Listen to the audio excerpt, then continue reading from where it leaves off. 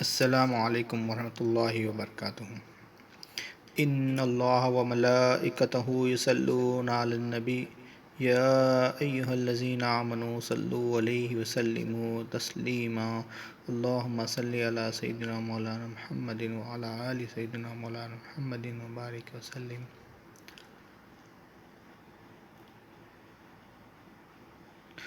اللہ تعالیٰ کا بے انتہا فضل و کرم ہے جس نے ہمیں نبی کریم صلی اللہ تعالیٰ علیہ وسلم کی امت میں پیدا فرمایا اور پیدا ہونے کا فخر عنایت فرمایا۔ الحمدللہ یہ فخر رشک انبیاء نکلا۔ مزید برائے کرم ہوا کہ اللہ تعالیٰ نے ہمیں قرآن جیسی نعمت سے وابستہ فرمایا، اولیاء اللہ کے دامن سے وابستہ فرمایا اور تجدید ایمان کے لیے ہمیں یہاں جمع فرمایا۔ الحمدللہ ثم الحمدللہ۔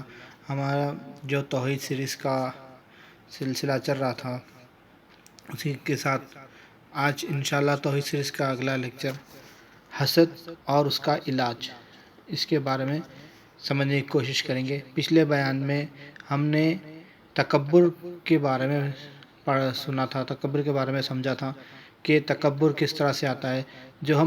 جو ہمارا سلسلہ چل رہا تھا کہ اللہ ہی مالک ہے، جو ہماری ٹاپک چل رہی تھی اللہ ہی مالک ہے، اسی کے اوپر کہ پچھلے بیان میں ہم نے سیکھا کہ جب اللہ کو مالک نہیں سمجھے، اپنے آپ کو مالک سمجھے تو تکبر پیدا ہوتا۔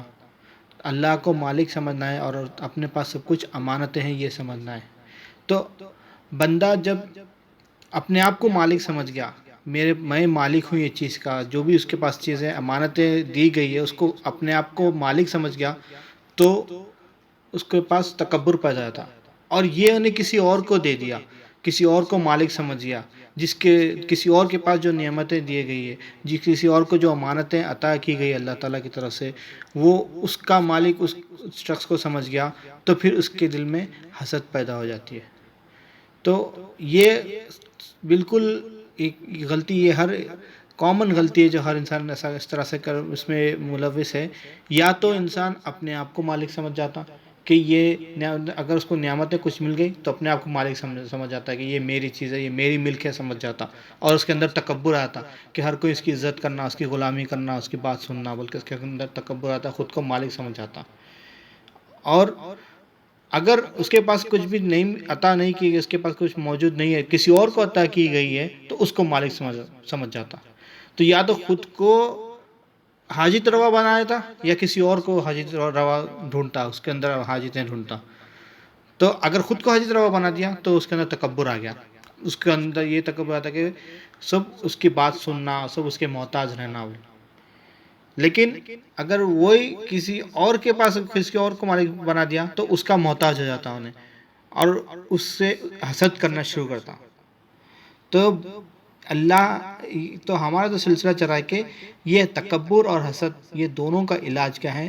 اللہ کو ہی مالک مانا، اللہ ہی مالک ہے، یہ اپنی تصدیق کر لینا ہے، اور اپنے پاس جو کچھ بھی ہے وہ امانتیں ہیں یہ سمجھنا ہے۔ اگر یہ سمجھا تو کیا ہے، اللہ تعالیٰ کو بے نیاز سمجھے گا بندہ تو اس کے اندر نہ تکبر ہوگا نہ حسد ہوگا۔ لیکن بندہ اپنے آپ کو بے نیاز سمجھ جائے گا، اللہ تعالیٰ سے اپنے آپ کو بے نیاز کر لے گا اور وہ مخلوق کا محتاج ہو جائے گا، تو یا تو اس کے پاس تکبر آ جائے گا یا پھر اس کے پاس حسد پیدا ہو جائے گی۔ نبی کریم صلی اللہ علیہ وسلم نے ارشاد فرمایا کہ حسد نیکیوں کو اس طرح کھا جاتی ہے جس طرح آگ لکڑیوں کو کھا جاتی ہے۔ تو یہ حدیث شریف میں نبی کریم صلی اللہ علیہ وسلم نے ارشاد فرمایا کہ حسد جیسا آگ لکڑیوں کو کھا جاتی ہے، کس طرح سے ہم اب فی زمانہ ہم دیکھیں گے، کبھی آج کے زمانے میں تو لکڑیوں کو جلانے کا اتنا لکڑی کے چولہے موجود نہیں ہے، لیکن کبھی تو شادیوں میں بڑے پکوان میں ابھی بھی لکڑی کے چولہے وغیرہ استعمال ہوتے ہیں۔ تو جب آگ لگاتے ہیں لکڑی کو، ایک لکڑی کو آگ لگا کے اس کے ساتھ دوسری لکڑیوں کو ملا دیتے ہیں، اور وہ سارے لکڑیوں کو آگ پکڑ لیتی ہے، اور دیکھتے دیکھتے سارے لکڑیاں بالکل بھوسے کی طرح ہو جاتی ہیں، سب کچھ جل جاتا ہے، اس کے اندر کچھ بھی موجود نہیں ہوتا ہے۔ تو اسی طرح سے انسان کے اندر اگر حسد آ گیا تو ایک ایک کر کے وہ سارے نیکیوں کو اس طرح سے حسد کھا جاتے ہیں کہ اس کے اندر کچھ بھی عمل موجود نہیں ہوتا، اس کے پاس اپنا عمل کچھ موجود نہیں ہوتا۔ سارا دیکھنے کے لیے نمازی پرہیزگار ہے، اس کے نیکیاں ہیں، بہت چیزیں ہیں اس کے پاس، لیکن اصل میں دیکھا جائے گا تو وہ حسد کی وجہ سے اس کے سارے نیکیاں برباد ہو جائیں گے۔ اور ایک حدیث شریف میں آتا ہے. یہ حدیث کو روایت فرماتے ہیں حضرت انس بن مالک رضی اللہ تعالیٰ عنہ. حضرت انس بن مالک رضی اللہ عنہ ارشاد فرماتے ہیں کہ ایک دفعہ نبی کریم صلی اللہ علیہ وسلم صحابہ کی جھرمٹ میں بیٹھے ہوئے تھے اور ارشاد فرمائے کہ اب جو اس مسجد میں داخل ہوگا وہ جنتی ہوگا. اب جو شخص اس مسجد میں داخل ہوگا وہ شخص جنتی ہوگا. تو ایک انصار صحابی داخل ہوئے. ایک انصار صحابی مسجد میں داخل ہوئے, آ کر وضو کر کے آ کر نماز پڑھے. تو سب لوگ دیکھ رہے ہیں. حضرت عبداللہ بن عمر رضی اللہ عنہ ابھی چھوٹے ہیں بچپن میں, لیکن ان کا ایمان کا کتنا ذوق ہے یہ دیکھیے کہ وہ بھی اس صحابہ کے جھرمٹ میں بیٹھے تھے اور وہ بھی غور کر رہے تھے. وہ بھی توجہ فرمائے کہ یہ شخص ایک جو انصار صحابی موجود ہوئے ان کو جنت کی بشارت ہوگی. دوسرے دن پھر نبی کریم صلی اللہ علیہ وسلم صحابہ کی جھرمٹ میں بیٹھے ہوئے تھے, تشریف فرمائے تھے, تو ارشاد فرمایا کہ اب جو شخص اس مسجد میں داخل ہوگا وہ جنتی ہوگا. اور دوسرے دن بھی وہی انصار صحابی مسجد میں داخل ہوئے. تو سب لوگ رش کرے کہ یہ جنتی ہے, یہ انسان کو جنت کی بشارت مل گئی. حضرت عبداللہ بن عمر رضی اللہ عنہ بھی دیکھ رہے ہیں. پھر تیسرے دن نبی کریم صلی اللہ علیہ وسلم صحابہ کی جھرمٹ میں تشریف فرمائے اور پھر ارشاد فرمائے کہ اگر کوئی جنتی کو دیکھنا چاہتے ہو تو اب جو شخص اس مسجد میں داخل ہوگا اسے دیکھ لو, وہ جنتی ہوگا. پھر تیسرے دن بھی وہی انصار صحابی تشریف لے کے آئے. تو حضرت عبداللہ بن عمر رضی اللہ عنہ بہت رش کرے اور یہ سوچے کہ ان کا کیا عمل ہوگا جس کی وجہ سے نبی کریم صلی اللہ علیہ وسلم نے ان کو دنیا میں ہی بشارت دے دی کہ یہ جنتی ہے. تو ابھی ان کا ذوق دیکھیے, بچپن میں ان کا ایمان کا اتنا ذوق ہے. صحابہ اکرام کا اس طرح سے ذوق ہوتا تھا کہ جب کبھی نبی کریم صلی اللہ علیہ وسلم ایمان کی کوئی دین کی کوئی نصیحت کرتے ہیں تو اسی وقت اس پہ عمل کرتے تھے, اور کسی کے بارے میں تعریف کرتے اس کی ایمان کی تو اس کا عمل سیکھنے کی کوشش کرتے. تو حضرت عبداللہ بن عمر رضی اللہ عنہ کیا کریں کہ وہ شخص کے پاس چلے گئے, وہ بوڑھے شخص کے پاس جا کے ارشاد فرماتے ہیں کہ چچا میں 3 دن کے لیے آپ کے ساتھ رہنا چاہتا ہوں, مجھے اجازت دیں. تو وہ شخص, وہ انصار صحابی انہیں اجازت دیا اور انہیں اپنے گھر لے گئے, ان کے ساتھ رہے. تو وہ ان کے ساتھ جا کے حضرت عبداللہ بن عمر رضی اللہ عنہ ان کے اوپر توجہ فرما رہے, ان کے اوپر غور و فکر فرما رہے کہ انہوں ایسا کیا عمل کرتے ہیں جس کی وجہ سے نبی کریم صلی اللہ علیہ وسلم نے ان کو دنیا میں جنت کی بشارت دے دی. پھر وہ دیکھتے ہیں وہ رات میں گئے اور سو گئے. تو وہ شخص تو انصار صحابی تو وہ تو سو گئے, لیکن حضرت عبداللہ بن عمر رضی اللہ عنہ سوئے نہیں, بس لیٹے ہوئے بس ان کے اوپر غور و فکر کریں کہ یہ امید میں انہوں کہ ہو سکتا ہے یہ رات کے کچھ پہر میں اٹھیں گے اور کچھ ایسی عبادت کریں گے شاید جس کی وجہ سے ان کو جنت کی بشارت دی گئی ہے. تو وہ سو گئے ان کے ساتھ, وہ بس رات بھر ہوشیار رہے, سوئے نہیں. پھر وہ فجر کا وقت آیا, وہ صحابی اٹھے, فجر کی نماز پڑھیں, وضو کریں, نماز پڑھیں. پھر اس کے بعد میں پھر دن کا وقت آ گیا, تو پھر دن میں وہ غور و فکر کرے کہ یہ کیا کرتے ہیں, تو وہ کھیت میں کام کر رہے ہیں. وہ کھیت میں کام کرے, پھر شام ہو گئی, پھر دوسری رات آ گئی. تو انہوں نے سوچے کہ پہلی رات میں شاید میں موجود تھا, اس کی وجہ سے انہوں نہیں کریں گے. کچھ لوگ اکیلے میں کرتے ہیں عبادت, تو کسی کے سامنے نہیں کرتے ہیں, تو میں دیکھوں گا اس لیے وجہ سے نہیں کرے, یا کچھ وجہ سے نہیں کریں گے. شاید آج رات میں اٹھتے ہوں گے کہ انہوں رات میں بھی جگے, دوسری رات بھی جگ گئے. دوسری رات میں جگنے کے بعد میں بھی دوسری رات میں بھی وہی ہوا کہ رات میں انہوں سو گئے, انہوں جگ کے انہوں دیکھتے رہے. پھر صبح میں فجر میں اٹھے اور فجر کی نماز عطا کر دی. پھر دن بھر وہی کھیت میں کام کرے. تو پھر انہوں نے یہ سوچے کہ نیک عمل ریگولر کرنے والوں سے بھی ایک آدھ دن چھٹی ہو جاتی ہے, تو ہو گئے ہوں گی. تیسرے دن دیکھیں گے آج تو بھی کچھ معلوم ہوتا گا, کوئی عمل نظر آتا ہوگا. پھر تیسرے دن رات میں سو گئے, تو اس وقت بھی سیم نارمل نظر آیا کہ سو گئے, فجر میں اٹھے, فجر کی نماز پڑھے, پھر دن میں کھیت میں کام میں چڑھ گئے. تو 3 دن ان کے ساتھ رہے, اور 3 دن نارمل جو عام مسلمان جو عبادت کرتا ہے, جو عمل کرتا ہے وہی ہے. تو اب انہیں تعجب کرے کہ ان کے پاس کچھ خاص عمل تو کچھ بھی نظر نہیں آیا. پھر نبی کریم صلی اللہ علیہ وسلم نے ان کو جنت کی بشارت دے دی. پھر انہوں نے 3 دن کے بعد میں, اب تو وعدہ 3 دن کا تھا, اجازت 3 دن کی ملی تھی, اب تو رخصت ہی لینا ہے. تو بہتر ہے سوال کر لوں، بلکہ حضرت عبداللہ بن عمر رضی اللہ عنہ سوال کرتے ہیں کہ چچا ماجرا ایسا ہے کہ نبی کریم صلی اللہ علیہ وسلم نے اس طرح سے ارشاد فرمایا تھا کہ آپ جو مسجد میں جو شخص داخل ہوگا وہ جنتی ہوگا، اور 3 دن لگاتار آپ ہی داخل ہوئے، تو مجھے یہ جاننا تھا کہ آپ کا ایسا کون سا عمل ہے جس سے آپ کو نبی کریم صلی اللہ علیہ وسلم نے جنت کی بشارت دی۔ اس عمل کو جاننے کی خاطر میں 3 دن آپ کے ساتھ رہنے کی اجازت لیا تھا، لیکن مجھے کچھ عمل ایسا نظر نہیں آیا، تو مجھے سمجھ نہیں آ رہا ہے کہ آپ کے پاس ایسا کیا عمل ہے جس سے نبی کریم صلی اللہ علیہ وسلم نے یہ ارشاد فرمایا۔ تو حضرت وہ انصار صحابی مسکرا کے کہتے ہیں کہ میرے پاس وہ جو عمل ہے وہ تو اس طرح سے میرے ساتھ رہنے سے نظر تو نہیں آئے گا، ایسا ظاہری عمل تھوڑی ہے کہ نظر آ جائے۔ تو عبداللہ بن عمر رضی اللہ عنہ فرماتے ہیں کہ پھر یہ کون سا عمل ہے؟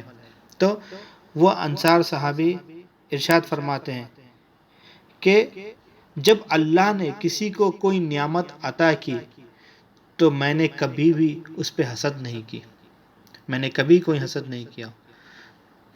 تو اس بات سے یہ میرے اس عمل سے، اس بات سے نبی کریم صلی اللہ علیہ وسلم نے جنت کی بشارت دی۔ تو حسد سے بچنے کا انعام کس طرح سے، حسد سے بچنے کا کتنا فائدہ ہے، یعنی 2 پہلو ہے، ایک تو جنت کی بشارت مل گئی حسد نہیں کرنے والوں کو، لیکن جو حسد کرے پھر وہ جنت میں کیسے داخل ہوگا؟ تو حضرت امام غزالی رضی اللہ رحمۃ اللہ علیہ اپنی کیمیا سعادت کتاب میں ارشاد فرماتے ہیں کہ حاسد کی علامت کیا ہے، حاسد کی علامتیں کیا ہے؟ جب کسی کو نعمت ملتی ہے تو اس کو تکلیف ہو جاتی ہے اور سوچتا ہے کہ وہ خراب ہو جائے۔ مثال کے طور پہ اگر کسی کے پاس کوئی گاڑی ہے، کسی کو گاڑی ملی تو اس کو دیکھ کے اس کو تکلیف آتی ہے، ارے نئی گاڑی لے لیا، اچھا ایسے لیا ویسا لیا، تکلیف ہوتی ہے، وہ بس خواہش ہوتی کہ یہ گاڑی خراب ہو جانا، اس کو کچھ بھی نقصان ہو جانا، ایسا تکلیف ہوتی۔ اور امام غزالی رحمۃ اللہ علیہ آگے فرماتے ہیں کہ کسی کے نقصان کے بارے میں سوچنا، اس کے نقصان پہ خوش ہونا، اس کی دوسری نعمت، حاسد کی دوسری نعمت، جب اس سے نقصان ہو جاتا ہے تو وہ دوسروں کو نقصان ہونے پہ وہ خوش ہوتا ہے۔ اب وہی مثال کے طور پہ وہ گاڑی اگر خراب ہو گئی، کچھ مسئلہ ہو گیا، پریشان ہو گیا، تو انہوں کیا کرتے ہیں؟ خوش آتا، جو حاسد ہے نا خوش آتا، ہاں دیکھو بہت اڑا تھا نے نئی گاڑی لے کے، خراب ہو گیا نا، اچھا ہوا خراب ہوئی، ایسا ہوتا۔ نقصان کسی کو نقصان کی خواہش میں رہتا اور نقصان ہو گئی تو بہت خوش ہوتا، ارے بہت اچھا اچھا ہو گیا، اس کا نقصان ہو گیا، ایسا۔ تو دنیا ایسی ہے، دنیا میں ہر کوئی اس میں ملوث ہے۔ تو اب اپن کیا کرتے ہیں؟ دنیا کے سامنے اپنی پریشانی، اپنی مصیبت، اپنی تکلیف سناتے۔ تو جب اپن اپنی پریشانی تکلیف سناتے ہیں تو جو حاسد ہے انہیں سن کے کیا کرتا؟ خوش ہوتا، اپنے سامنے تو ہمدردی دکھاتا، ہو بھائی تمہارے ساتھ ایسا ہو گیا ویسا ہو گیا، لیکن اندر سے خوش آتا انہیں، لوگوں کے سامنے بتاتا ہے دیکھو ایسا ہو گیا، 4 لوگوں میں جا کے سناتا، اس کے ساتھ ایسا ہو گیا، اس کے ساتھ ایسا ہو گیا، خوشی سے، ایک دم خوشی سے سناتا، اس کا یہ نقصان ہوگا، یہ پریشانی میں ہے، انہیں بہت کرتا تھا کہ کیوں کرنا ایسا، دیکھو ایسا ہو گیا، خوشی سے سناتا۔ اگر اس کی پریشانی ٹل گئی، انہیں کچھ اچھا کام ہو گیا اس کے ساتھ، تو سامنے اگر چلو اچھا ہے ماشاءاللہ بہت مبارک ہو بلکہ، لیکن دل میں ایسا پیدا ہوتا، ارے اس کو کچھ مل رہا ہمارے کو نہیں ملتا، اس کو ایسا ہے، اس کو ایسا ہے، ہمارے کو نہیں ملتا، اللہ کی تقسیم پہ خوش نہیں ہوتا اور خواہش میں رہتا ہے کہ اس کو نقصان پہنچ جائے۔ ایک اور علامت بتاتے ہیں امام غزالی رحمۃ اللہ علیہ کہ حاسد جو ہے سامنے کیا ہے؟ اچھی اچھی باتیں کرتا ہے، پیچھے برائی کرتا ہے، یعنی سامنے چاپلوسی، میٹھی میٹھی باتیں کرنا، او بھائی آپ دیکھو اتنا محنت کرتے اس واسطے آپ کو ایسا ملا، آپ اتنی کوشش کرے آپ کو ملا، بہت آپ کے ساتھ اچھا ہوا، چلو اچھا ہے، لیکن بد پیچھے کیا ہے؟ اسی کے خلاف اس کی برائی کرتا ہے، پلٹتے ہی دوسروں کے سامنے برائی کرتا ہے، انہیں ایسا ہے ویسا ہے، اس کی وجہ سے اس کو ایسا ہوا ایسا ہوا۔ تو یہ دنیا میں ہر انسان یہ عمل میں ملوث ہے۔ تو بہتر یہ ہے کہ اپنی خوشی ظاہر کرو اللہ کے سامنے، شکر ادا کرو، جب کوئی نعمت ملی تو اللہ کے سامنے شکر ادا کرو کہ اللہ تم مجھے نعمت عطا کرا، تیرا لاکھ لاکھ شکر، اس کو سنبھالنے کی توفیق دے۔ اگر غم آ گیا تب بھی اللہ کے سامنے گر گڑاؤ، اللہ تو یہ غم آ گیا تو مجھے اس سے بچاؤ، کیونکہ اللہ جو ہے عطا کرنے والا ہے۔ خوشی ظاہر کریں گے تو اللہ تعالیٰ کیا ہے؟ اس کو سنبھالنے کا طاقت عطا کرتا، صلاحیت عطا کرتا سنبھالنے کے لیے. لیکن غم ظاہر کرے تو اللہ تعالیٰ کیا ہے، وہ غم دور کر دیتا، اپنی نعمتیں عطا کرتا. لیکن یہی چیز اگر دنیا میں ظاہر کرے، خوشی ظاہر کرے تو حسد پیدا ہوتا ہے. غم ظاہر کرے تو حاسد خوش ہو جاتا، اس کا نقصان ہو جانا، غم میں گیا. تو یہ مخلوق کے سامنے یہ سب اپنے غم تکلیف سنانے سے بہتر اللہ تعالیٰ کے سامنے سناؤ. ہر انسان اب مخلوق اللہ تعالیٰ سے بے نیاز ہو گیا اور مخلوق کا محتاج ہو گیا، اور مخلوق کو سنا رہا اپنی تکلیف. مخلوق کیا کرتی؟ حسد کرنے والی ایسی مخلوق کو سنا رہا جو اسی سے حسد کرنے والے لوگوں کے سامنے سنا رہا اللہ سے بے نیاز ہو گیا. اصل میں تو مخلوق سے بے نیاز ہو جانا تھا، سنانا تو اللہ تعالیٰ کو چاہیے تھا، محتاج تو اللہ تعالیٰ کے ہونا تھا.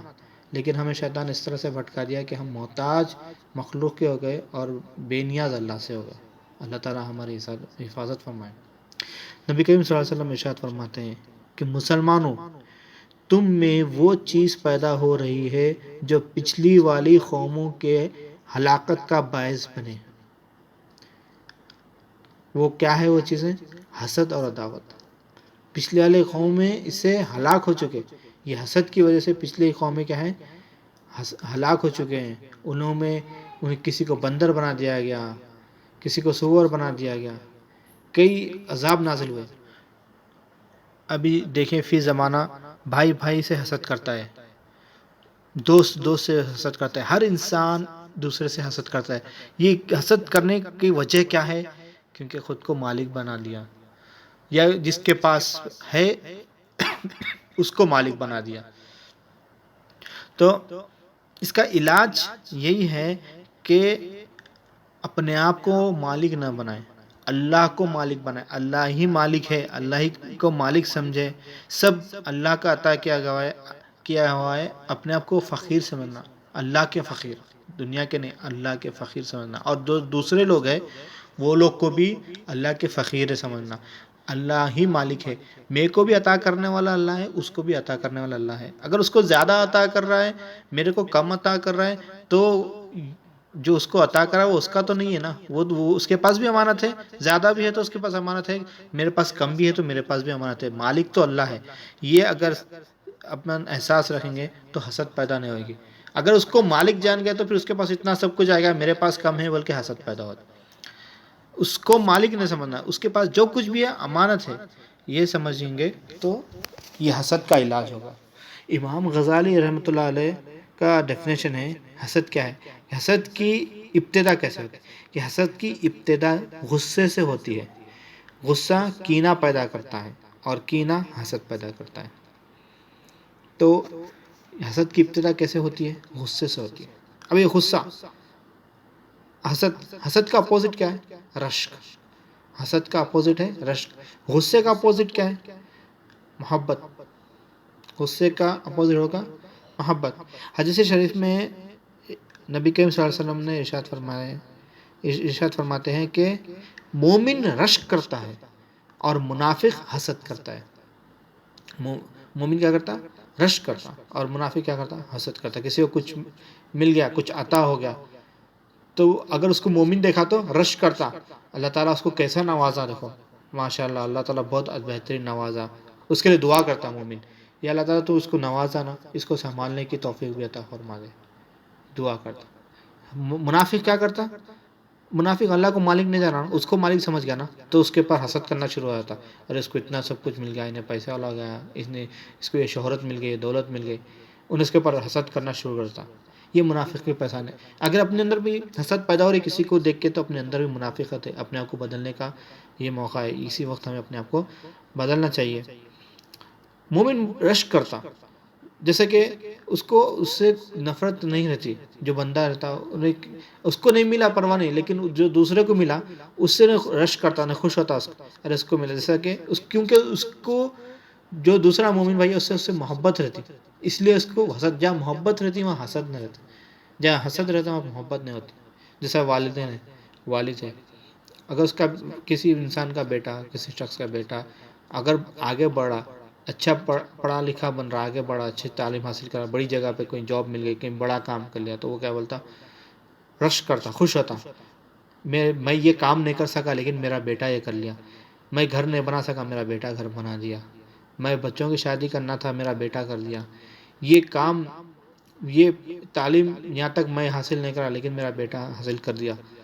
یہ رش کرتا والد، میں تو نہیں کر سکا لیکن میرا بیٹا کرا، بول کے خوش ہوتا.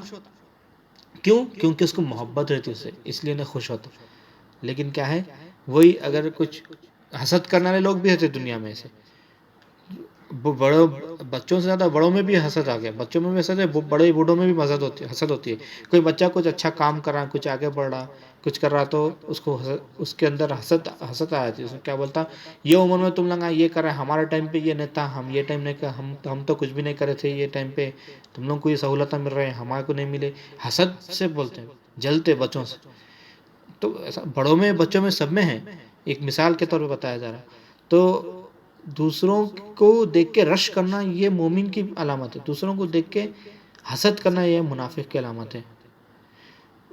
اور ایک حدیث شریف میں ارشاد فرماتا ہے کہ اس حدیث کو روایت کرتے ہیں حضرت عمر بن خطاب رضی اللہ عنہ، کہ نبی کریم صلی اللہ علیہ وسلم ارشاد فرماتے ہیں کہ قیامت کے دن ایک جماعت آئے گی، اس کو اللہ تعالیٰ اتنی انعامتیں، اتنی نعمتیں عطا کرے گا کہ انبیاء علیہ السلام اور شہداء بھی ان پہ رش کریں گے. یہ لوگ نہ انبیاء رہیں گے نہ شہداء رہیں گے، لیکن اللہ تعالیٰ اتنے نعمتیں ان کو عطا کرے گا کہ انبیاء بھی رش کریں گے، شہداء بھی رش کریں گے. تو صحابہ عرض کرتے ہیں، یا رسول اللہ صلی اللہ علیہ وسلم، ہمارے ماں باپ آپ پر قربان، وہ کون ہیں اور ان کی علامتیں کیا ہیں؟ وہ لوگ کون ہیں اور ان کی علامتیں کیا ہوں گے؟ تو نبی کریم صلی اللہ علیہ وسلم ارشاد فرماتے ہیں کہ یہ وہ لوگ ہوں گے جو ایک دوسرے سے اللہ کی خاطر محبت کرنے والے رہتے ہیں. اللہ کی خاطر محبت کرنے والے ہوں گے. انہیں مال اور دولت یا رشتہ داری کی بنیاد پہ نہیں، بلکہ اللہ کی خاطر محبت کرنے والے ہوں گے. یہاں پہ نبی کریم صلی اللہ علیہ وسلم نے واضح طور پہ بتا دیا، انسان کسی سے محبت کرتا تو دو ہی وجہ سے، یا تو مال دولت کی وجہ سے، اس کے پاس پیسہ ہے ایسا، یا نہیں تو پھر رشتہ داری، یا میرا بھائی ہے، میرا بیٹا ہے، یا میری بیوی کا بھائی ہے، کوئی نہ کوئی کسی کا کوئی رشتہ داری کی وجہ سے انہیں محبت کرتا ہے. تو نبی کریم صلی اللہ علیہ وسلم یہ بات کلیئر کر دیے کہ نہ مال دولت کی بنیاد پہ، نہ رشتہ داری کی بنیاد پہ، صرف اللہ کی خاطر ایک دوسرے سے محبت کرنے والے رہیں گے، اللہ کی خاطر ایک دوسرے سے ملاقات کرنے والے رہیں گے. یہ وہ لوگ رہیں گے جو اللہ تعالیٰ انہیں ایسے انعامات عطا فرمائے گا کہ انبیاء اور شہداء بھی کیا ہے، رش کریں گے. اور آگے نبی کریم صلی اللہ علیہ وسلم ارشاد فرماتے ہیں کہ اس دن ان کو موتیوں کے ممبر پہ بٹھایا جائے گا، ان کے چہرے نورانی ہوں گے، ان کو موتیوں کا نورانی تاج پہنایا جائے گا، اور ان کو کوئی خوف نہیں ہوگا. جب ان کو خوف سے بری کر دیا جائے گا، جب لوگ خوف زدہ ہوں گے، جب لوگ غم زدہ ہوں گے، انہیں کوئی غم نہیں ہوگا، انہیں غم سے بری کر دیا جائے گا. الحمدللہ، یہ ایسے لوگ رہیں گے. تو اللہ کے خاطر محبت کرنے والا، اللہ کے خاطر عمل کرنے والے کا یہ مقام ہے. لیکن ہم آج فی زمانہ کسی سے کچھ محبت کرتے ہیں، کسی سے اچھی بات کرتے ہیں، تو وہ اپنے نفسی طور پہ یا اپنا مال یا دولت اس سے جڑے ہوئے رہنا، یا پھر اس سے کوئی رشتہ داری ہونا. لیکن اللہ کی خاطر ہم ایک دوسرے سے محبت نہیں کرتے. تو اللہ کی خاطر محبت کرنے والا، اللہ کی خاطر ایک دوسرے سے ملاقات کرنا، اس کا مطلب یہ ہے کہ وہ بندہ کتنا بھی پیسہ رہنے دو، اس کے پاس نہ مال دیکھنا ہے، نہ اس کے پاس دولت دیکھنا ہے، نہ اس کی شہرت دیکھنا ہے، نہ اس کی رشتہ داری دیکھنا ہے، بس وہ اللہ کی خاطر بس اسے ملاقات کرنا ہے. اس کا مطلب یہ بات جو ہے نا، حسد کو کاٹنے والی بات ہے، اپنے آپ کو فنا کرنے والی بات ہے. میری پہچان، میں کیا ہوں، وہ شخص کی پہچان وہ کیا ہے، یہ سب چیزوں کو ہٹا کے صرف اللہ اس کا مالک ہے، میرا مالک بھی اللہ ہے، اس کا مالک بھی اللہ ہے، اور اللہ کی خاطر سے ملاقات کر رہے ہیں. نہ کوئی اسٹیٹس ہے، نہ کوئی ریس ہے، نہ کوئی دولت، کوئی شہرت، کچھ نہیں ہے، بس اللہ کی خاطر سے ملاقات کر رہے ہیں. تو یہ اللہ تعالیٰ ان لوگوں کے بارے میں یہ انعامات عطا فرما رہا ہے. تو یہ کب ہوگا؟ جب بندے کے دل میں حسد نہیں ہوگی. حسد کب نہیں ہوگی؟ جب بندہ اپنے آپ کو مالک نہیں سمجھے گا، نہ کسی کو اس کا مالک مانے گا. ہر کسی کو میرا مالک بھی اللہ ہے اور جو دوسرا شخص ہے اس کا مالک بھی اللہ ہے. تو جب کیا ہے ہر چیزیں امانتاً ہے، بلکہ نہ اس کو غرور تکبر رہے گا، نہ میرے پاس تکبر غرور رہے گا، نہ اس کے اندر حسد رہے گی، نہ میرے اندر حسد رہے گی. تب کیا ہے ایک دوسرے سے ملاقات کریں گے. ورنہ حسد دلوں میں ہے، ایک دوسرے سے مسکرا کے بات کریں لیکن دلوں میں حسد ہے. حدیث شریف میں نبی کریم صلی اللہ علیہ وسلم ارشاد فرماتے ہیں، قسم ہے رب محمد کی صلی اللہ علیہ وسلم، قسم ہے مجھے رب محمد کی کہ تم بغیر ایمان کے جنت میں داخل نہیں ہوں گے. تم بغیر ایمان کے جنت میں داخل نہیں ہو سکتے، اور ایمان کا دار و مدار آپس میں ایک دوسرے سے محبت کرنا ہوتا ہے. نبی کریم صلی اللہ علیہ وسلم ارشاد فرماتے ہیں، حدیث میں بتا رہے ہیں. اور نبی کریم صلی اللہ علیہ وسلم قسم کھا کے بتا رہے ہیں. اس بات کو اہمیت دینے کے لیے نبی کریم صلی اللہ علیہ وسلم نے قسم کھا کے بتایا کہ قسم مجھے رب محمد کی، اللہ تعالیٰ کی قسم کھا کے نبی کریم صلی اللہ علیہ وسلم فرماتے ہیں کہ بغیر ایمان کے جنت میں داخل نہیں ہو سکتے. اور ایمان کا دار و مدار کیا ہے؟ ایک دوسرے سے محبت کرنے میں. اور آج بھی زمانہ ہر انسان ایک دوسرے سے حسد کرنے میں لگا ہوا ہے. کام کیا تھا ہمارا کو؟ ایک دوسرے سے محبت کرنا تھا، لیکن لگے ہوئے کس میں؟ ایک دوسرے سے حسد کرنے میں. ہر کسی کو، ہر ایک شخص کو دوسرے شخص سے حسد ہے. اگر کسی کی تعریف کر دیا جائے تو اس کا چہرہ بدل جاتا. ارے انہیں اس کی تعریف کر رہا کیا ہے، انہیں کچھ بھی نہیں ہے، اس کے پاس یہ ہے، اس نے ایسا کرتا ایسا کرتا، اس کو حسد پیدا ہو جاتا. اور اس کے اپنے آپ کی تعریف سننا چاہتا ہے، کیونکہ اپنے آپ کو مالک سمجھتا نہیں ہر چیز کا. تو بندہ یا تو اپنے آپ کو مالک بنا کے رکھا ہے، دوسرے کو مالک بنا کے رکھا ہے. تو یہ بیماری ہر انسان کے اندر پھیلی ہوئی ہے. ہمیں اسے ٹھیک کرنے کی ضرورت ہے، اس کی اصلاح کرنے کی ضرورت ہے. یہ سب سے پہلے میں اپنے آپ کو بول رہا ہوں، اپنے آپ پہ مجھے ورک کرنا ہے، اور آپ لوگ بھی اس پہ محنت کرنا چاہیے. حدیث قدسی میں اللہ تعالیٰ فرماتا ہے کہ میری محبت ان لوگوں کے لیے واجب ہے. اللہ تعالیٰ تو بے نیاز ہے، اللہ تعالیٰ پہ کوئی چیز واجب نہیں ہے، لیکن اللہ تعالیٰ اپنے آپ پہ واجب کروا رہا ہے کہ میری محبت ان لوگوں کے لیے واجب ہے جو میرے خاطر ایک دوسرے سے ملاقات کرتے ہیں، محبت کرتے ہیں، مال خرچ کرتے ہیں. تو اللہ تعالیٰ جو لوگ اللہ کی خاطر ایک دوسرے سے محبت کر رہے ہیں، نہ مال، نہ دولت، نہ شہرت، نہ اس کی رشتہ داری، انجان شخص ہے جس کو آپ جانتے بھی نہیں، لیکن اللہ کی خاطر اس سے محبت ہو رہی ہے، وہ شخص اللہ کی خاطر آپ سے محبت کر رہے ہیں. دو مسلمان بھائی اللہ کی خاطر ایک دوسرے سے ملاقات کر رہے ہیں، اس کے پیچھے کوئی اپنا دنیاوی فائدہ کچھ نہیں ہے، صرف اللہ کی خاطر ملاقات کریں. ان لوگوں کے لیے اللہ کی خاطر ایک دوسرے سے محبت کر رہے ہیں، مال خرچ کر رہے ہیں، ان لوگوں کے لیے اللہ تعالیٰ فرماتے ہیں کہ میری محبت ان پر واجب ہے. آج فی زمانہ اگر ایک مسلمان بھائی کوئی پریشان ہے، کوئی تکلیف میں ہے، تو لوگ اس سے ڈرتے، اس سے پیچھے ہو جاتے ہیں. ملاقات کرے تو کہاں انہیں پیسے مانگتا ہے، کہ بات کرے تو کہاں پیسے مانگتا ہے، ڈرتے ہیں بات کرنے کے لیے. لیکن اللہ کی خاطر محبت کرنے والا کوئی غیر ہے، غیر بھی تکلیف میں ہے تو اس کو دیکھ نہیں سکتا، اس کے لیے کچھ کر سکتا ہے، کر سکتا نہیں تو اس کے لیے دعا کرتا ہے، اللہ تعالیٰ اس کی مدد فرمائے بول کے دعا کرتا ہے. یہ کیا ہے؟ اللہ کی خاطر محبت کرنے والے لوگ ہوتے ہیں. حضرت موسیٰ علیہ السلام کلیم اللہ ہیں، ایک مرتبہ ایک شخص کو دیکھتے ہیں، ایک بندے کو دیکھتے ہیں کہ وہ اللہ کے عرش کے سائے میں ہیں. تو موسیٰ علیہ السلام اللہ تعالیٰ سے عرض کرتے ہیں، اے باری تعالیٰ، یہ شخص نے ایسا کیا عمل کیا ہے جو تیرے عرش کے سائے میں ہے، مجھے وہ عمل بتا. تو اللہ تعالیٰ فرماتے ہیں کہ 3 باتیں بتاتے ہیں. اس شخص نے کبھی حسد نہیں کیا، ماں باپ کی نافرمانی نہیں کی، اور چغل خوری نہیں کی. تو یہ تینوں باتوں میں سب سے پہلی اول بات کہتے ہیں کہ اس شخص نے کبھی حسد نہیں کیا. تو حسد نہیں کرنے والوں کے انعامات اس طرح سے اللہ تعالیٰ کے نزدیک کیسے یہ انعامات ہیں، کیونکہ نبی کریم صلی اللہ علیہ وسلم بتائیں کہ ایمان کا دار و مدار کیا ہے؟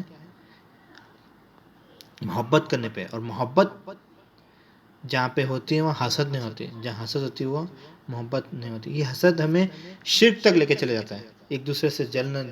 کیونکہ شرک کیوں ہوتا ہے؟ کیونکہ حسد کب پیدا ہوتی ہے؟ جب اپنے آپ کو مالک سمجھے، یا پھر آگے والے کو، جو شخص کے پاس کچھ چیزیں ہیں تو اس کو مالک سمجھے، تو ہی حسد پیدا ہوتی. اگر اللہ کو مالک سمجھ گئے تو حسد پیدا نہیں ہوتی. لیکن اپن کیا ہے، اللہ کو مالک نہیں سمجھ کے اس کو مالک بنے، تو ایک تو حسد بھی کر رہے ہیں اور ایک شرک میں بھی آ جا رہے ہیں. اور ایک حدیث شریف میں نبی کریم صلی اللہ علیہ وسلم ارشاد فرماتے ہیں کہ تم میں سے پہلوان کون ہے، اور پہلوان کسے کہتے ہیں؟ تو صحابہ عرض فرماتے ہیں، یا رسول اللہ صلی اللہ علیہ وسلم، ہمارے ماں باپ آپ پر قربان، جس کو کوئی ہرا نہیں سکتا وہ پہلوان ہے. تو نبی کریم صلی اللہ علیہ وسلم ارشاد فرماتے ہیں نہیں، وہ پہلوان نہیں ہے. اصل پہلوان تو وہ ہے جب اسے غصہ آ جائے تو اپنے آپ کو قابو کر لے، کیونکہ غصہ حسد کی طرف لے جاتا ہے. تو بندہ بولتا ہے مجھے غصہ، بہت زیادہ غصہ آتا، میرے کو غصہ کنٹرول نہیں ہوتا، میں غصے میں قابو نہیں کر سکتا ہوں، وہ شخص کو وہ غصہ، اس کا غصہ اسے حسد کی طرف لے جاتا ہے. کیونکہ جب انسان کو غصہ آ جاتا ہے تو وہ کیا کرتا ہے، بدلے میں لگ جاتا ہے، میں اسے بدلا لوں گا، میں اس کو یہ کر دوں گا، اس کو یہ نقصان پہنچا دوں گا. اگر وہ غصے میں وہ کر کر دیا تو الگ اس کا نقصان ہے. اگر وہ نہیں کر سکا تو اس کے اندر حسد پا جاتی ہے، یہ میں کام نہیں کر سکا، اس کے اندر جلن، اس کو آگ بھڑکتے تھی کہ یہ کام میں کروں اس کا. امام غزالی رحمۃ اللہ علیہ فرماتے ہیں کہ حاسد کے عمل ضائع ہو جاتے ہیں، حاسد کے سارے عمل ضائع ہوتے ہیں، دلی سکون ختم ہو جاتا ہے، اس کی سمجھ بوجھ فہم بھی ختم ہو جاتی ہے. حسد کیا ہے؟ دل کی بیماری ہے جو گناہ کو، شرک کو بڑھاتی ہے. حسد ایسی چیز ہے، انسان کے اندر جب حسد آتی ہے تو اس کو گناہوں میں اضافہ آتا، اس کے شرک، اس کے اندر شرک آتا، اور شرک میں بھی اضافہ ہوتا. کیونکہ انہیں حسد میں، جلن میں، انہیں ہر حد پار کر دیتا انہیں حسد میں، حسد کرنے میں ہر حدیں پار کرتا. اس کو کیسا بھی آگے والے کو نقصان پہنچانے کے لیے انہیں گناہ کر، حسد خود ایک گناہ ہے، لیکن وہ حسد کے اندر اور گناہ کر بیٹھتا انہیں، شرک تک پہنچ جاتا انہیں. اس کی مثال سب سے پہلے حسد کرنے والا کون تھا؟ اس کی مثال سب سے پہلے حسد کرنے والا کون تھا؟ ابلیس. ابلیس نے سب سے پہلے حسد کی.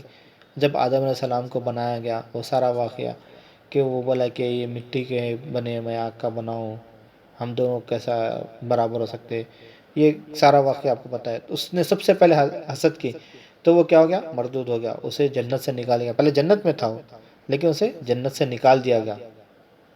انسانوں میں سب سے پہلے حسد کس نے کی؟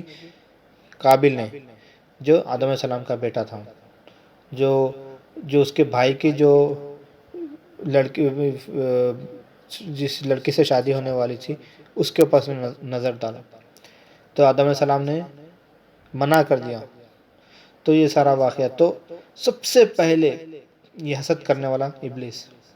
تو ابلیس جب جنت میں تھا، حسد کی خاطر، حسد کی وجہ سے اسے جنت سے نکال دیا گیا.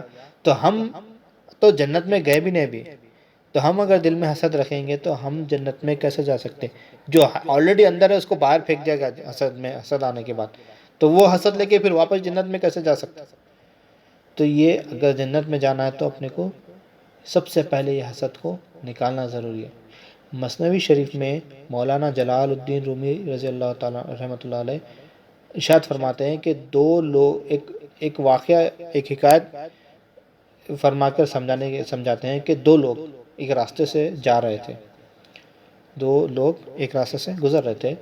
لوگوں نے پکڑا، وہاں کے کچھ لوگوں نے پکڑ کر سمجھا کہ یہ لوگ کے پاس بہت سارا خزانہ ہے، پیسہ ہے، یا پھر خزانے کی پتہ ہے، کچھ چابیاں ہیں، کچھ تو لوگ کو معلوم ہے. پکڑ لیا ان کو، پکڑ کر، اور ان لوگوں کو ڈرانے کے لیے ان لوگوں نے انہیں مار کے دونوں کو الگ الگ کر دیا، اور ایک کو قتل کرنے جا رہے تھے. تو انہوں نے، اس شخص نے پوچھا کہ میرے پاس، ہم دونوں فقیر ہیں، نہ میرے پاس پیسہ ہے، دولت ہے، نہ کوئی خزانے کی معلومات ہے، نہ اس کے پاس کوئی پیسہ دولت ہے، نہ خزانے کی معلومات ہے، پھر ہمیں مار کر کیا فائدہ تمہیں؟ تو بولے کہ نہیں، ہم تجھے ماریں گے تو تیرا دوست جو دوسرا آدمی ہے وہ تجھے دیکھ کے ڈر کے وہ خزانے کا پتہ بتا دے. تو وہ شخص نے کہا کہ اگر تمہیں مار کے عبرت بتانا ہے نا، نہ اس کے پاس کچھ ہے نہ میرے پاس کچھ ہے، بس تم مار کے عبرت دکھانا چاہ رہے ہو تو اس کو عبرت بنا دو، اس کو مار دو، میں ڈر جاؤں گا.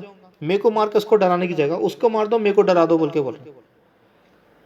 تو کیا ہے، ہر انسان، ہر شخص جو ہے نا عبرت نہیں بننا چاہتا، عبرت کوئی بننا نہیں چاہتا.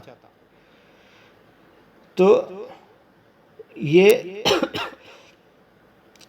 اللہ تعالیٰ امت محمدیہ کو عبرت نہیں بنایا. اللہ تعالیٰ امت محمدیہ کو عبرت نہیں بنایا. امت محمدیہ سے پہلے جتنے بھی امتیں آئیں ان پہ بہت سارا عذاب نازل ہوا، بہت نقصان، بہت عذاب نازل ہوا، انہیں عبرت بنایا گیا. ہمیں الحمدللہ ہمیں اللہ تعالیٰ عبرت بنایا نہیں، ہمیں سیکھنے کی ضرورت ہے. یہ جو غصہ ہے یہ اسی سے کیا ہے، سارے نقصانات ہیں. ہمیں غصے پہ قابو رکھنا چاہیے. حسد، غصے سے پیدا ہوتی ہے حسد. حسد ایک کیا ہے، حسد ایک دل کی بیماری کا نام ہے. یہ دل کی بیماری سے سارا جسم بیمار ہو جاتا ہے. جیسے کہ ابھی ایک مثال اور ہے، اس سے بات سمجھنے کی کوشش کریں کہ ایک بوڑھا شخص ایک طبیب کے پاس جاتا ہے، جا کے بولتا ہے کہ مجھے بھول جانے کی عادت ہو گئی، میں کچھ بھی رکھتا ہوں کہیں رکھتا ہوں بھول جاتا ہوں، بھولنے کی عادت ہو گئی ہے. تو طبیب بولتا ہے کہ یہ آپ کو ضعیفی کی وجہ سے ہو رہا ہے. وہ بولتا ہے، پھر آگے بوڑھا بولتا ہے، وہ بوڑھا شخص بولتا ہے کہ مجھے دکھائی بھی کم دے رہا ہے، پہلے برابر دکھائی دیتا تھا، ابھی تھوڑا دور سے دیکھا تو دکھائی کم دے رہا ہے. تو وہ طبیب کہتا ہے کہ یہ آپ کو ضعیفی کی وجہ سے ہو رہا ہے. پھر وہ بولتا ہے کہ سنائی بھی کم دے رہا ہے مجھے، وہ بولتا ہے ضعیفی کی وجہ سے ہو رہا ہے. پھر بولتا ہے مجھے دانت میں درد ہے، گھٹنوں میں بھی درد پیدا ہو رہا ہے، ہاتھ پیر کھینچ رہے ہیں. تو پھر طبیب بولتا ہے کہ یہ بھی آپ کو ضعیفی کی وجہ سے ہو رہا ہے. تو وہ بوڑھے شخص کو غصہ آ جاتا ہے، میں جو تکلیفیں سنا رہا ہوں تم اس کا علاج کرنے کی جگہ پہ تم بول رہے ہو کہ ضعیفی کی وجہ سے ہو رہا ہے، تو مجھے ضعیف بار بار کیوں بول رہے ہو؟ کہ وہ غصہ آتا ہے اس کو، ایک دم غصے میں آ کے اس کے اوپر چلانا شروع کرتا ہے. تو پھر وہ طبیب کہتا ہے کہ آپ اتنا جو جلدی آپ کو غصہ آ جا رہا ہے، آپ جو غصے میں چلا رہے ہو نا، یہ بھی ضعیفی کی وجہ سے ہو رہا ہے. تو اس کا مطلب کیا ہے کہ جتنی بھی بیماریاں ہیں، مطلب جتنا بھی تکلیفیں آپ کو ہو رہی ہیں وہ ضعیفی کی وجہ سے ہو رہے ہیں. تو ایک چیز کی وجہ سے سارے چیزیں جو ہو رہے ہیں، مطلب بس سمجھانا یہ چاہ رہے ہیں کہ حسد ایک ایسی چیز ہے کہ حسد ایسی بیماری ہے، اس سے سارے گناہ، سارے نقصانات جو ہے نا اسی کی وجہ سے ہوتے ہیں. انسان گناہ میں پڑتا ہے، شرک میں پڑتا ہے، جو بڑے بڑے گناہ کر دیتا ہے. تو یہ سب چیزیں کیا ہیں معلوم ہے، ضعیفی، یہ حسد کی وجہ سے حسد کی وجہ سے ہوتا ہے. انسان جب حسد میں آ گیا تو وہ حسد کی خاطر ہر گناہ کر بیٹھتا ہے. انشاءاللہ قرآن سے بات کو آگے سمجھنے کی کوشش کریں گے کہ سورہ فلق میں اللہ تعالیٰ فرماتا ہے کہ وَمِن شَرِّ حَاسِدٍ اِذَا حَسَد، کہ ترجمہ یہ ہے کہ پروردگار کی پناہ مانگتا ہوں حسد کرنے والے کی برائی سے جب کہ وہ حسد کرے. تو اب سورہ فلق، سورہ ناس میں تو پورا شیطان سے پناہ ہے. اعوذ باللہ من الشیطان الرجیم پڑھتے ہیں، ہم شیطان کی پناہ مانگتے ہیں. شیطان کی پناہ مانگتے مانگتے ہم حسد کی بھی پناہ مانگ رہے ہیں. قرآن میں حسد کرنے والے کی بھی سے بھی پناہ مانگنے کے لیے بتایا جا رہا ہے. تو حسد کرنے والا کیا ہے، بات کیا سمجھنے آ رہی ہے کہ حسد کرنے والا کیا ہے، شیطان کے مقام پہ کھڑا ہوا ہے. وہ جیسا ہم شیطان سے پناہ مانگتے ہیں، ایسا حسد کرنے والے سے بھی اس کے حسد کرنے سے پناہ مانگنا ہے. کیونکہ وہ ہمیشہ خواہش میں رہتا ہے کہ آپ کا نقصان ہو جائے، آپ برباد ہو جاؤ، تباہ ہو جاؤ. یہ چیز میں نے خواہش میں رہتا ہے. جب آپ کا نقصان ہو جائے تو وہ خوش ہوتا ہے. تو اللہ تعالیٰ قرآن میں بتاتے ہیں کہ یہ حسد کرنے والوں سے بھی اللہ کی پناہ مانگو. یہ حسد کرنے والے ایسے، ان لوگ کا مقام ایسا ہے کہ وہ لوگ شیطان کی طرح ہے. سورہ بقرہ آیت نمبر 105، اللہ تعالیٰ قرآن مجید میں ارشاد فرماتے ہیں کہ اہل کتاب اور مشرکین میں سے جو کافر ہے وہ اس بات کو پسند نہیں کرتے کہ تمہارے پروردگار کی طرف سے تم پر کوئی بھلائی نازل ہو. اللہ جس کو چاہتا ہے اپنی رحمت کے لیے خاص کر دیتا ہے. اللہ بڑے فضل والا ہے۔ تو اس آیت میں اللہ تعالیٰ فرماتے ہیں کہ جو اہل کتاب ہے، جو یہود و نصارہ ہے، وہ لوگ کیا کہتے ہیں، وہ کیا چاہتے ہیں کہ وہ لوگ پسند نہیں کرتے ہیں کہ اللہ تعالیٰ کچھ نعمت ہم پہ عطا کرے۔ یہ حسد کرنے والوں کی پہچان اللہ تعالیٰ بتاتا ہے۔ تو جو حسد کرنے والے تھے، اپنے کو اللہ تعالیٰ کچھ نعمت عطا کر رہا ہے، کچھ بھی دے رہا ہے، اپن خوش ہو رہے ہیں، تو وہ لوگ کو تکلیف ہوتی ہے۔ وہ لوگ پسند نہیں کرتے کہ ہمیں کچھ عطا ہو، کچھ نعمتیں عطا کو ہو، ہمیں اللہ تعالیٰ نوازے، کچھ نعمتیں دے، ہمیں خوشحالی ہو، یہ لوگوں کو تکلیف ہو جاتی ہے۔ یہ حسد کرنے والوں کی پہچان اللہ تعالیٰ قرآن مجید میں بتاتا ہے۔ اور آگے کیا کہتا ہے کہ اللہ جس کو چاہتا ہے اپنی رحمت کے لیے خاص کر دیتا ہے۔ اللہ بڑے فضل والا ہے۔ تو حسد کرنے والوں کتنا بھی حسد کر لو، جلنے والوں کو کتنا بھی جلنے دو، اللہ تعالیٰ اگر کسی کو عطا کرنا چاہے تو اللہ تعالیٰ اس کو عطا کر دیتا ہے۔ اپنی رحمت کے قریب کرنا چاہے تو اس کو اپنی رحمت کے قریب کر دیتا ہے۔ اللہ کیا ہے، بڑے فضل والا ہے۔ تو جب ہم یہ فضل اللہ کا جب کب مل سکتا ہے، جب ہم حسد نہیں کریں، دل سے حسد نکال دیں۔ کیونکہ جہاں ایمان ہے وہاں حسد نہیں ہے، جہاں حسد ہے وہاں پہ ایمان نہیں ہے۔ تو اگر اپن ایمان والے بننا چاہ رہے ہیں، اپنے دل میں ایمان لانا چاہیں، تو حسد کو نکالنا چاہیے۔ اور حسد کو نکالنے کا اس کا علاج کیا ہے کہ اللہ ہی مالک ہے، یہ بات کی تصدیق کر لے دل میں کہ اللہ ہی مالک ہے، میرے پاس جو کچھ بھی ہے سب امانتاً ہے۔ اور دنیا میں جو بھی شخص کے پاس جو کچھ بھی ہے اس کا بھی مالک اللہ ہے، اور اس کے پاس بھی جو کچھ بھی ہے وہ سب کچھ اس کے پاس کیا ہے، امانتیں ہیں۔ تو نہ تکبر ہوگا، نہ حسد ہوگی۔ تو اسی کے ساتھ میں اپنی بات کو ختم کرتا ہوں۔ اللہ تعالیٰ سے دعا ہے کہ جو کچھ بھی کہا گیا اسے کہنے اور سننے سے زیادہ اس پر عمل کرنے کی توفیق عطا فرمائے۔ ان اللہ و ملائکتہ یصلون علی النبی یا ایھا الذین آمنوا صلوا علیہ وسلم تسلیما اللهم صل وسلم وسلم بفضل سبحانک رب العزة عما یصفون وسلام علی المرسلین والحمد للہ رب العالمین۔